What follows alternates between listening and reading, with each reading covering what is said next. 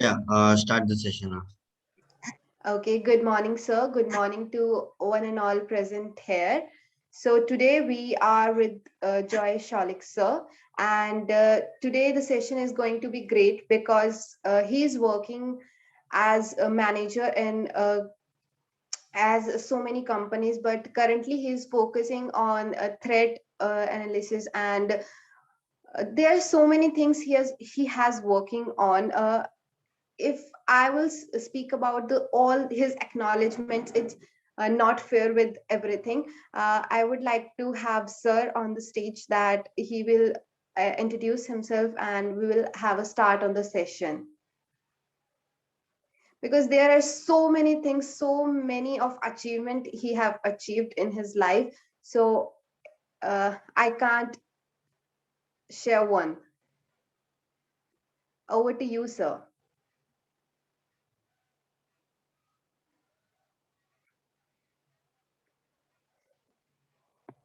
Um,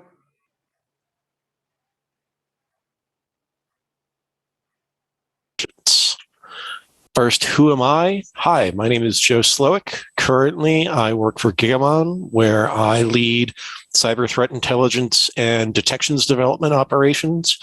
Previously, I performed threat intelligence research for Dragos and Domain Tools. And prior to this period, I worked in several positions in the United States government for Los Alamos National Laboratory, as well as the U.S. Navy. So 10 years or more of experience in a variety of information security roles, but with an emphasis on threat intelligence for the last few at least. Now, our agenda today, we're going to talk about cyber threat intelligence as a concept and what it means because it's often misunderstood. And once we have an understanding of what CTI means, we'll then discuss its function within the broader information security environment, as well as pitfalls and challenges that are associated with trying to develop a CTI function and make it relevant for information security operations.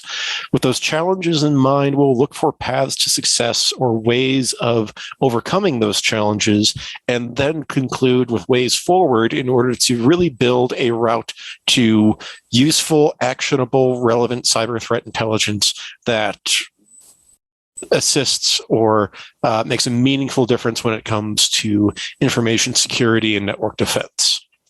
So first, what is intelligence? And this seems trivial.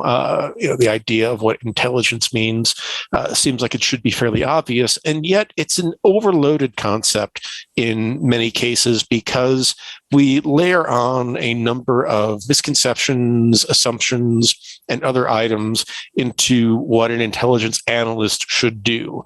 That there is this Hollywood movie fictionalized conception of spies and similar, when really intelligence as a discipline represents a rigorous analytical process of evidence gathering, analysis of that evidence, and then producing and generating conclusions based upon that evidence, rather than some sort of James Bond style interaction or career, so to speak. So with that in mind, we can define intelligence as being a process of continuous evaluation and refinement. So this diagram is from a U.S. military publication, Joint Publication 2-0 on intelligence, which you can read if you so desire. And it shows the movement from all possible observations within whatever area of the world that we have to be analyzing.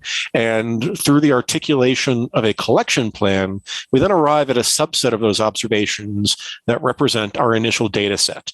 But we're not done there, because it's only through further processing and exploitation of that data that we start identifying trends and links between data points.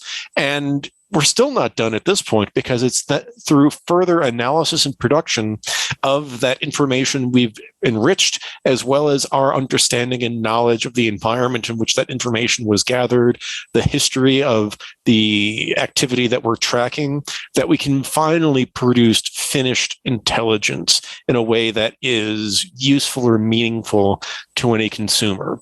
Now, this is a helpful way of looking at intelligence as a discipline and as a product. It's not just about finding indicators of compromise and writing a blog post, but really about a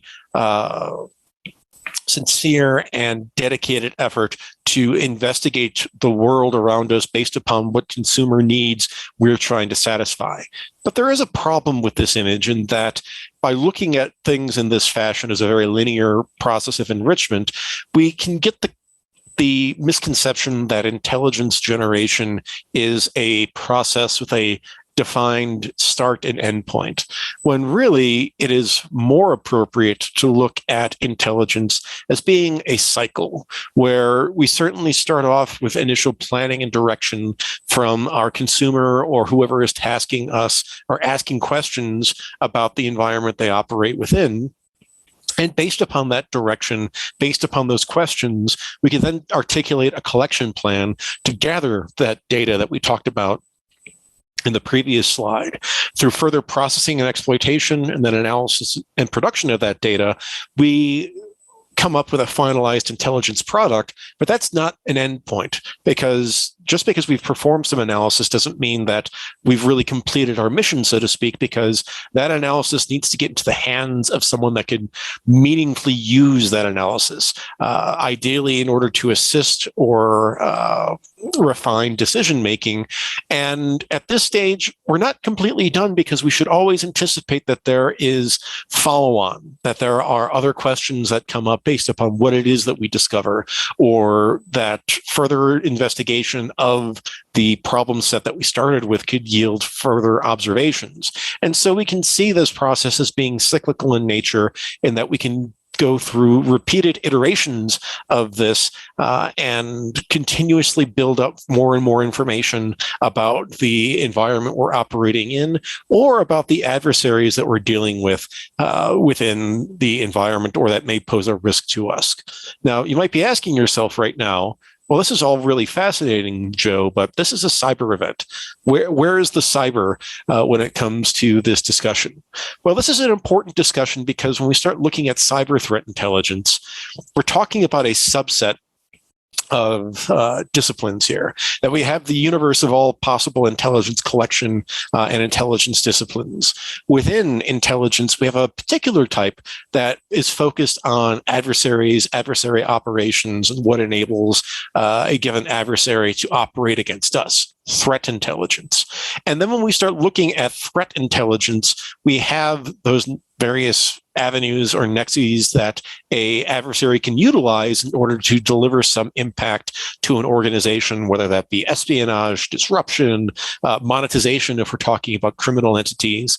And that gets us into the cyber realm, where we start talking about specifically cyber threat intelligence. So while the last few slides may appear to be tangentially related to what it is that we're talking about, or to information security in general, they provide a foundation for understanding just what cyber threat intelligence encompasses. Because when we start looking at cyber threat intelligence, it's really a combination of things. So certainly there are multiple disciplines of technical analysis and understanding that must be achieved, or that an analyst must attain, in order to meaningfully contribute to the defensive landscape and defensive decision-making. However, it's only by joining that technical analysis and understanding with an understanding of intelligence analysis and fundamentals that we can start approaching cyber threat intelligence production. So certainly, we could look at CTIs having disciplines like malware and traffic analysis, or forensics and incident analysis when it comes to evaluating historical intrusions.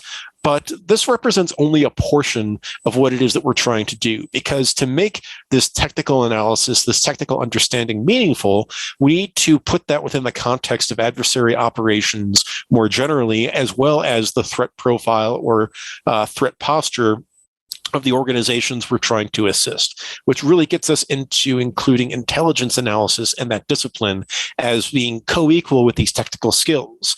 And unfortunately, we see an overemphasis within the cyber threat intelligence industry on these technical capacities, such as reverse engineering malware or reversing communication protocols, and not enough on the more fundamental analysis, problem solving, and understanding of how that analysis then fits into a broader picture of what it is adversaries are doing and how we need to respond to them. Now that we've shed some light on that topic, we have an idea of what intelligence is. We have an understanding of what threat intelligence should be or should consist of. Why is it that we actually do this? Why is cyber threat intelligence a valuable asset for a organization in trying to improve their network defense? Well, the thing is that CTI functions in a number of ways and serves as a force multiplier in the sense that it allows us to enable defense through identification of adversary activity or informing defenders of what it is that they need to look for within the operating environment. It also allows us to assist response. So if a breach has occurred or an intrusion is in progress, how is it that a incident responder, a security operations center analyst should prosecute that event? What questions do they need to ask? And what sources of data do they need to prioritize as part of that process? And then we also want to make sure that we're facilitating recovery, understanding when it is that we can declare an incident finished, what it is an adversary might be after, or what their intentions may be as part of this breach, as well as how they might attempt to persist their operation beyond initial discovery. And all of these items come into play to really inform how it is we should defend our networks and what assistance cyber threat intelligence can provide to day-to-day network defense operations.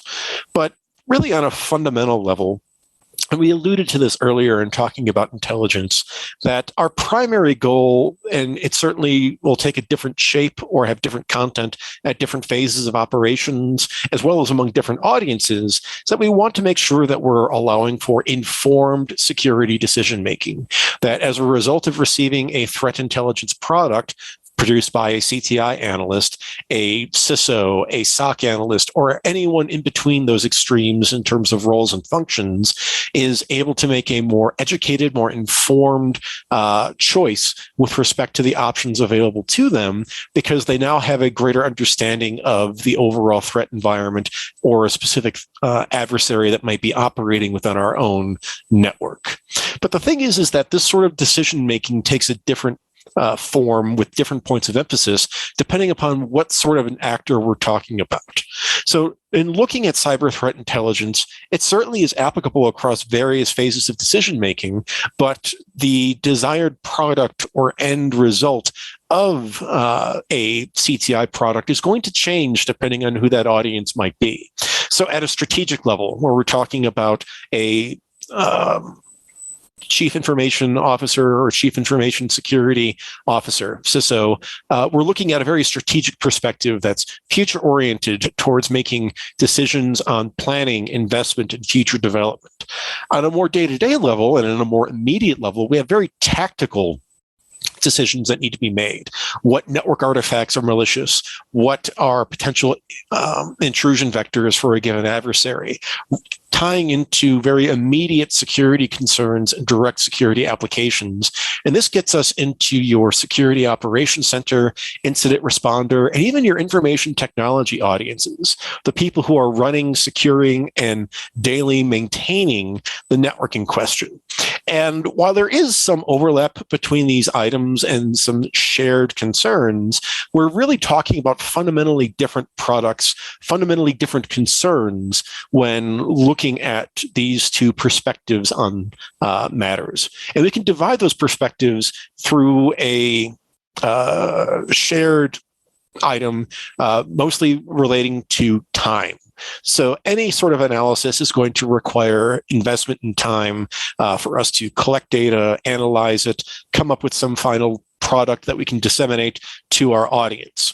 Well, depending upon what sort of audience we're supporting and what their goals are, we may have very immediate security concerns that require a quick turnaround, that we need to inform the Security Operations Center fairly quickly of what they need to know as part of a breach scenario.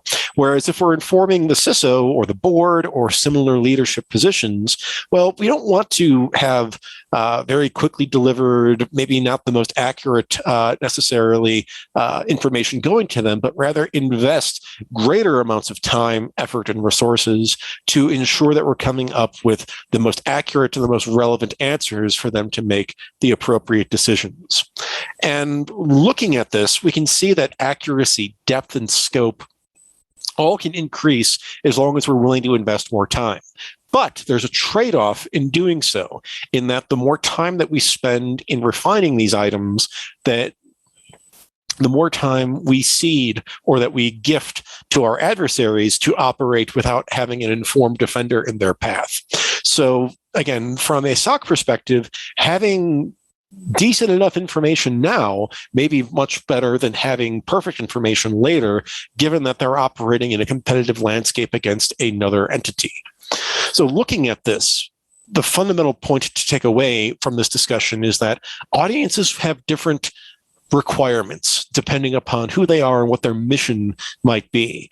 And identifying what those audiences are, who those audiences are, what requirements they have, is vital to make sure that we are adapting and adjusting our reporting, the emphasis of that reporting, as well as the very way in which it's produced, to the circumstances of the entities that we are trying to assist. Because failure to do so means that we're providing maybe not necessarily the wrong information, but the wrong type, or the right type of information, but not when it is most needed by these entities. So we really need to be attuned or aware of who it is that we're supporting and what their needs are. And we could look at this, like I said earlier, from a SOC, IR, or similar perspective.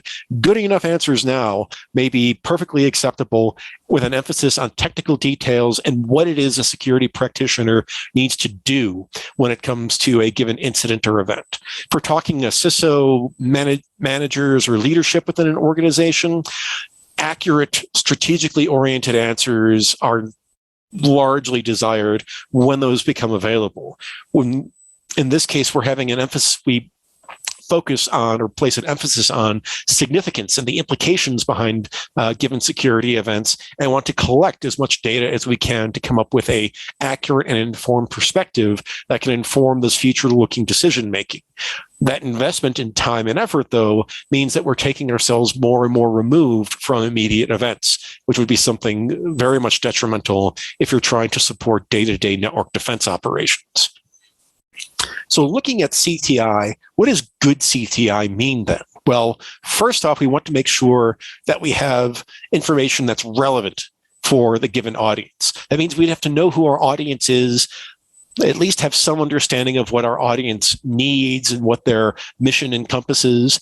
And then based on those audience requirements, provide information, finished intelligence, in a manner that is as accurate as possible, given the restraints that we have in terms of the time that we can turn something around, as well as our own visibility into operations. And then we want to make sure that we're delivering this analysis in time to improve audience decision-making. Again, from a SOC or an operational defender's perspective, yes, I could certainly provide a very detailed, thorough analysis of a given family of malware and its history over the last year or two, which might be very informative. But if it comes after an incident has been completed, I haven't assisted anyone in really using the information I'm providing in a way that makes it operationally relevant. I've taken too much time and removed myself as the CTI analyst from the network defense lifecycle. And so CTI becomes pointless at that stage. So this combination of audience identification, accuracy, and relevance based upon who that audience is or that we've identified, and then delivered within the time requirements of that audience to assist decision making, are the fundamentals that we're looking for in coming up with good cyber threat intelligence. So in light of that, we have to ask ourselves, okay, So how are we, the cyber threat intelligence industry or community of practitioners, how are we doing when it comes to these qualities? Well, unfortunately, we're not doing very well, or we could certainly be doing a lot better. So we could look at a number of failures, might be harsh. Certainly, we can say shortcomings when it comes to cyber threat intelligence reporting and dissemination. And this ranges across a number of factors. One of the items that I think is most critical and ties very directly into what we were just discussing is the profusion of one-size-fits-all reporting, that there is an assumption that a single product can satisfy a operational defender, a CISO, a risk manager, and all of these other audiences with specific needs, whether that's because of a desire for efficiency on the part of CTI producers or just outright laziness is debatable. But we certainly want to be mindful of how that affects finalized products in the development of intelligence. But that also gets us into a lack of awareness on time requirements. Very few things are as frustrating in network defense as getting information about something that would have been very valuable if it arrived in time, but receiving it days, weeks, or even months after an event has taken place. And there's little recognition on the part of the CTI industry of the time constraints facing frontline defenders and how we should adapt to those. Furthermore, there's an emphasis on almost working and contradictory purposes of focusing on very technical analysis of adversary activity. So highly detailed, very in-depth malware analysis reporting or similar analysis of technical artifacts, but then writing in a perspective that is focused on strategic level audiences, getting us into things like who specific attribution or other questions, and then expecting that all of this analysis and conclusions can then be communicated through a number of indicators of compromise or even just raw indicators in order to enable defense. All of this represents lots of problems. Let's dive into a couple of these in greater detail. So first, on the technical analysis side, this is a topic that I've written about and presented on in several venues. We have conflated or confused malware analysis and similar technical disciplines as being equivalent to cyber threat intelligence. And as we referenced earlier, while having these technical skills are vital to ensure that we are properly examining and questioning samples, events, incidents, or adversary tradecraft, that's a necessary but not sufficient condition.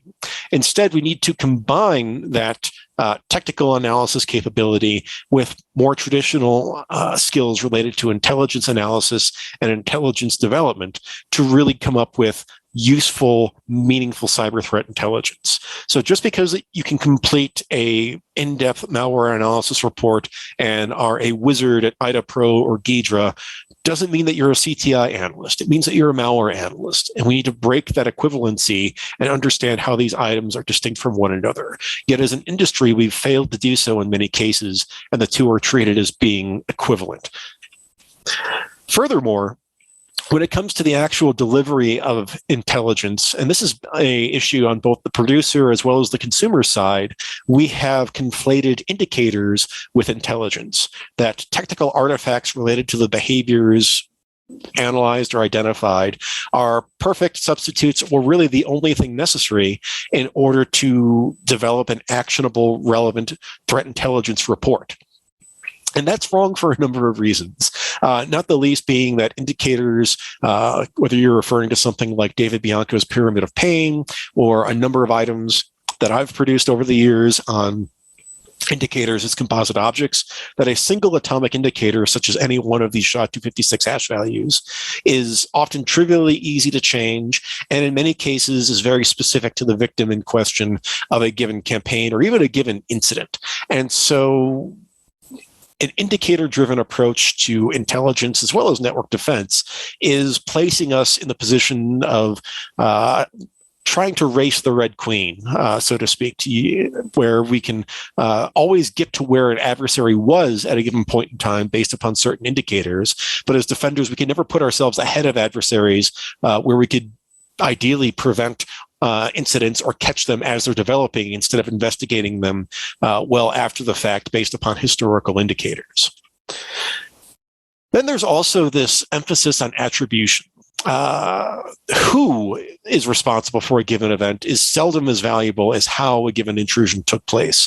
And this applies across both tactical and strategic decision-making when it comes to network defenders. The CISO doesn't care that Russia, America, the United Kingdom, or pick any other country you'd like, is responsible for a given incident. They need to identify how that action is taking place to then determine what investments are needed to improve the organization's attack surface and to close off potential intrusion vectors to ensure the security of that network. On a tactical level, that becomes even more direct, that I don't care who's doing this, I just need to stop the breach.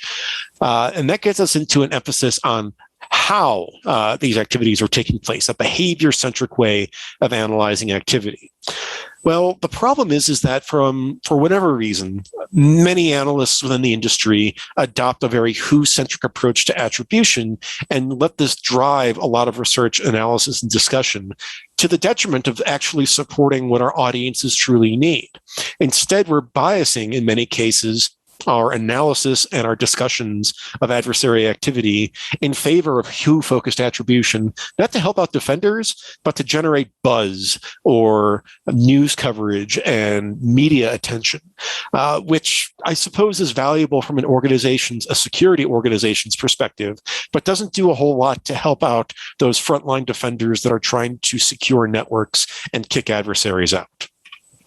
And the thing is that these are not trivial issues that we're talking about here. CTI as a discipline is really hard because we're talking about fusing a number of different disciplines from sort of classic blue team understanding, at least cursory understanding of how adversaries operate, and then the fundamentals of intelligence analysis to produce a valuable, accurate CTI product. So this is not something that just anyone can step in and do, but takes work, effort, learning, consulting sources, as well as training one's mind in this discipline from both technical and analytical perspectives. But although CTI is hard, there's a lot of demand for it. And we see this within the marketplace. So right now, and really over the last couple of years, we can identify a boom in the cyber threat intelligence industry where significant amounts of capital and resources are seeking CTI vendors to invest in. And the result of that is, while there are some very good players within the marketplace, such loose money also attracts many entities that maybe don't have the requisite skills, ability, visibility, capabilities, etc., to meaningfully contribute within this marketplace. It creates a bubble. And when there's a bubble, that means that a lot of things that shouldn't exist or that would get weeded out through normal market pressures are allowed to persist and sort of muddy the waters within the industry. But in addition to that, of all the aspects of information security, the one that is most ripe for, or certainly attracts the most interest from the general news media, is cyber threat intelligence, when focused on that who-focused attribution we talked about a few slides ago. And we see this reflected not just in poor threat intelligence reporting from given organizations, but carried on through into major media coverage that takes suboptimal or subpar cyber threat intelligence analysis and then presents it as established fact to audiences that lack the understanding or the skills even to really get into what are essentially very nuanced and very complex topics. But there's a pressure then imposed within the marketplace that organizations need to generate buzz, they need to generate headlines and get into the New York Times or in a major television broadcast or something similar. And that creates a misaligned incentive where organizations will look for the items that can generate headlines to the detriment of what it is defenders actually need. But also as part of this, the foundations of many organizations that are producing cyber threat intelligence are often quite flimsy, because good intelligence analysis requires a combination of sound analysis. Certainly, you need individuals that can understand, at least on a fairly basic level, how a given piece of malware works, but also how that plugs into the wider campaigns or intentions of a given adversary to use it, and what the implications of that might be. But those questions that need to be answered as part of that process all depend on having data. And the thing is, while on the one hand, we live in a ecosystem where there's lots of sources of threat intelligence data available, a lot of it represents similar data sets and multiple entities all sort of swimming in the same waters concurrently, where we have too many players that lack any sort of unique, interesting, or even just really good data. And the result is that you have a lot of organizations and analysts that are basically replicating the same perspective and trying to pass it off as somehow unique or interesting, when really there's a monoculture across many organizations, because they simply lack telemetry or visibility into things that would allow for asking, let alone answering, unique and interesting questions. Because oftentimes the perception of CTI data is, I have access to virus total, therefore I am good to go and can be a threat intelligence producer. That's maybe true to a point, but we need to recognize the limitations behind just having access to commercial sources of data and what that means for the scope, or rather the narrowness, of what it is that we can provide to stakeholders from a threat intelligence analysis perspective. The result of all of this is that we get a number of flawed outcomes, that current CTI practices and problems lead to poor identification of audiences, if we're even attempting to identify who our audiences are to begin with, and a misalignment between what organizations are producing as finalized CTI and with what defenders actually need in order to improve decision-making for network defense purposes. We get this emphasis on attribution on the media instead of an emphasis on frontline defenders, yielding ultimately sort of fuzzy, amorphous products that don't cater to any specific entity and leave a lot of room for, or leave a lot of space unfilled, that defenders are looking for greater assistance on and for greater insights into. So we identified some problems. What can we actually do about these? How do we find the road back to a good, useful, relevant application of cyber threat intelligence to network defense? Well, first and foremost, we need to just understand why CTI exists. We talked about this already at the beginning of the presentation, but it's important to revisit because this often gets lost when analysts start chasing attribution or technical artifacts and other items. Because fundamentally, the first step in cyber threat intelligence is identifying who our customer is. We need to understand who we're supporting, what their needs and priorities are, and then orient our reporting and analysis to fit those requirements. That does not mean that we should be telling people what they want to hear, but we do need to understand what is it that the SOC, what is it that the CISO, what is it that the incident response team needs to do their jobs, and how can we provide information relevant to enable decision-making at those various levels and various roles. Once we've succeeded in doing this very fundamental task, then we can move on towards potentially more interesting questions, depending on your perspective of, all right, I know who I'm supporting, what it is they need to do their jobs. Now let me dig in and start researching bad guys and figuring out what's going on. And that gets us back to this fusion of capabilities that represents good, valuable cyber threat intelligence. That yes, technical capability is necessary. Having some ability to analyze a malware sample, unpack a command and control schema, understand registration characteristics behind adversary infrastructure are all very important. But it's only one piece of the broader puzzle that also needs to include contextual awareness, how these technical artifacts and details fit in with one another as part of an adversary's collection of activities to achieve whatever their mission might be, but also the defender's mindset. Like, okay, that's cool that you identified the malware obfuscation, deobfuscation routine on a machine code level, how do I make that relevant to an analyst that's actually doing network defense? Is that relevant for an analyst that's in the role of just trying to stop something as opposed to getting into very esoteric elements of how something might work? So understanding what it is defenders need, what sort of questions they're asking, and the answers needed in order to satisfactorily answer them is all important to start generating valuable cyber threat intelligence. So certainly from a technical analysis perspective, which is where many focus on, and certainly, from the context of this conference as well, it's probably where most of you have the greatest amount of experience. This is certainly important. We can't get around it, but we have to make sure that we're pushing beyond this. So understanding adversary operations, being able to contextualize that understanding, though, is necessary, where we can start moving from single samples or incidents to more general knowledge defining a collection of behaviors or a given adversary as they appear through multiple intrusions, identifying campaigns or long-running collections of activities, and then being able to articulate our findings in a way that's not represented in raw indicators, not even represented in something like a Yara rule, but instead in a way that captures those behaviors and tendencies in a way that defenders can begin understanding how to identify and then how to defeat these sorts of activities. And finally, we can be a brilliant analyst, but if we cannot communicate and disseminate our findings in a good, helpful, and accurate fashion, it doesn't matter, because you've basically produced something that now sits in isolation without any relationship whatsoever to the organization as a whole. So we need to be able to present technical findings in a way that's not just clear and concise, but that can be easily adopted into operations and network defense decision-making.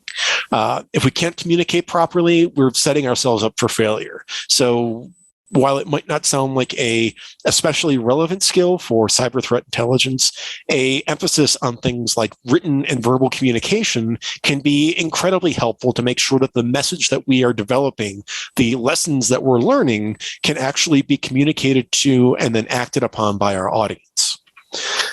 So in placing things in context, we want to make sure that we're understanding how and why threats are relevant. That means articulating the risk posed by a given threat, as well as the likelihood that that threat may manifest for the entities we're trying to support.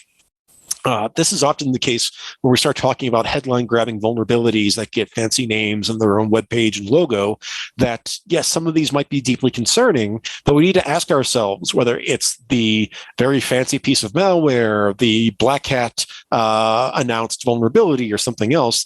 Just how relevant is it to my network's operation? How likely is this to show up in an environment that I care about? And even if it's something very nasty and hard to detect, are there other dependencies in question that make it more or less relevant for the entities I'm trying to support?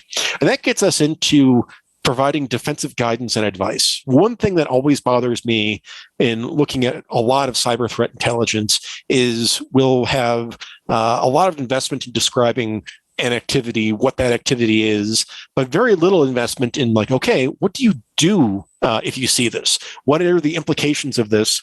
And what are likely defensive steps or valuable defensive advice and mitigation steps in order to defeat a threat? We want to make sure that we're supporting our defenders through every phase of their own operation, including this vital defensive stage, and not just stopping at a halfway point. And just to circle back to this again, because it is vitally important, we cannot forget who our audience is. Different entities, different levels of decision-making have fundamentally different requirements and different needs when it comes to what sort of intelligence is necessary to support them. So, I mean, first, just identifying audience. Am I dealing with frontline network defenders or more strategic leadership? And based on that identification, understand the needs of those different perspectives and then produce products that address those needs. Now, again, that's not saying we're providing the answers that someone wants to see, but rather just providing the products or at least addressing the questions that these audiences need to answer as part of just doing their jobs or performing their role within the wider organization. Ultimately, if we're in doubt about something, it's very difficult to go wrong in this space if we're grounding intelligence and intelligence analysis in the fundamentals of network defense and security operations. As long as we can keep sort of one hand grounded on what it is the network needs in order to defend itself against adversaries, we can remain grounded, but remain focused on answering questions that will be relevant and avoid going off into various, certainly maybe academically interesting, but fundamentally irrelevant topics from a day-to-day defense perspective. So in looking at that, we've defined cyber threat intelligence, and we've identified some failings within the discipline, and we've articulated improvements that we can apply in order to right the ship or move ourselves back on the road of providing valuable cyber threat intelligence to organizations. The question is, now what? And the thing is that CTI is just one part of overall defense, and we can't really forget that. We need to remember that CTI is just one part, and arguably a very minor part, in defending an organization against cyber events. We need to be working with various stakeholders, not just in typical sort of blue team perspectives, but working with our red teamers or our penetration testers for purple teaming exercises, or to refine what it is that is tested during a engagement to make sure that we're providing relevant security testing of our controls. We need to talk to our information technology personnel to ensure that they have an understanding of the threat landscape. So if they see something strange, weird, or out of place, they have an idea of what to do to respond to it. And building all of these communications up over time to allow for a informed decision-making throughout the entire organization, because our threats, our adversaries, don't care about lines of authority or organizational charts for our networks. They just care about getting their job done, whether that's stealing secrets, generating Bitcoin, or ransoming a network for Bitcoin, or causing some sort of network disruption.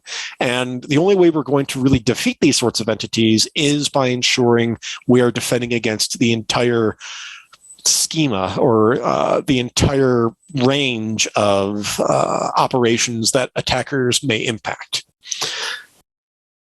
Now, as part of that, we want to make sure that we're integrating CTI into operations and decision-making at every level that we can.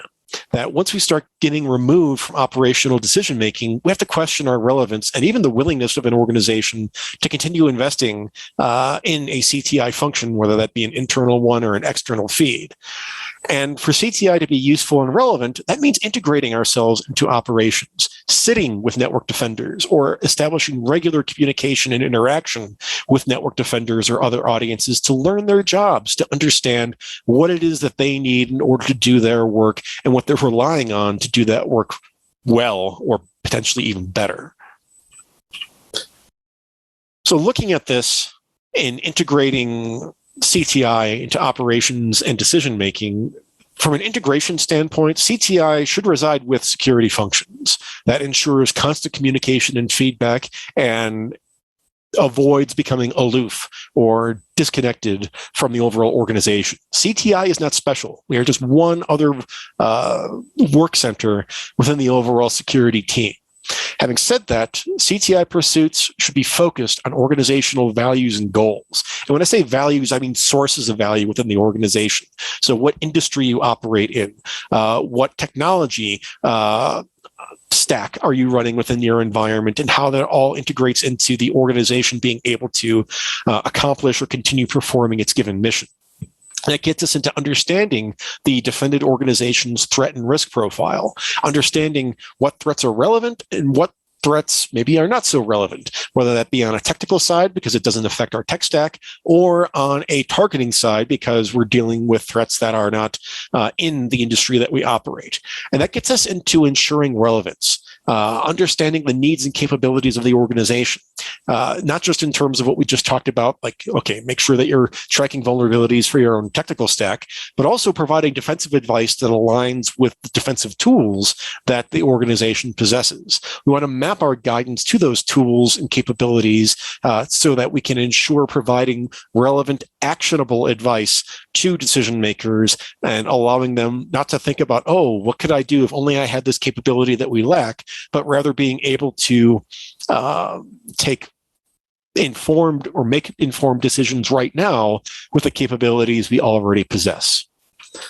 So to conclude, CTI as a discipline is not perfect. We've got some work to do. But to ensure that CTI can remain valuable and useful within the broader network defensive ecosystem, first and foremost, we must remain grounded in defense. There are many research questions that could be asked and answered within the discipline of CTI, and some of these might end up being very valuable avenues to pursue to build longer-term understanding about the industry, about threats historically.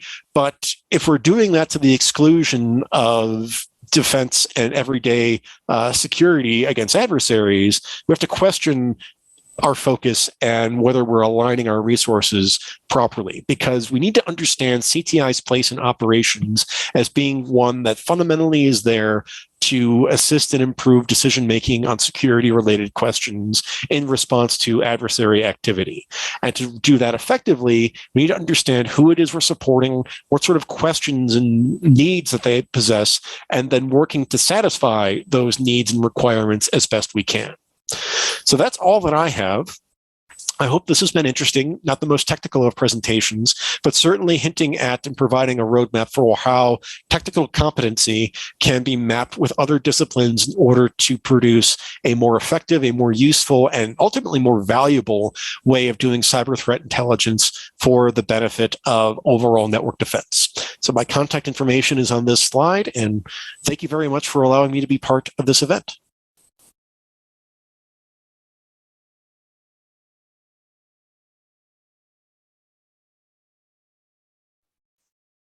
Hello, sir. It was a very wonderful event, and we gained a lot of information from you. And thanks for being coming to the Gravithon 2021. We were a pleasure to having you, sir. And it was such a nice and clean presentation. Thank you, sir. Thanks a lot for coming again.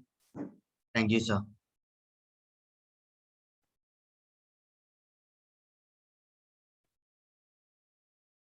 Okay, guys. The session was done, and the next session is at 11 by Chole.